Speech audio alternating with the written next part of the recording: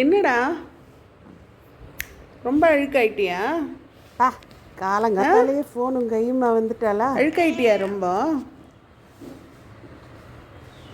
என்ன பண்ணுற? ஏன் எப்படி அழுக்காயிட்டா குழந்த? நல்லா தானடா இருக்க. என்ன ஆச்சு? பத்தியா அடிக்க வரோம். கொஞ்ச நேரம் தனியாக விடுறியா? என்னது? என்ன என்ன என்ன வேணும்? ட்ரீட் வேணுமா? ட்ரீட் சாப்பிட்றியா?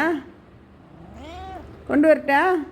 என்ன அம்மா என்னன்னு கேட்காம போய் முதல்ல கொண்டு வாங்க.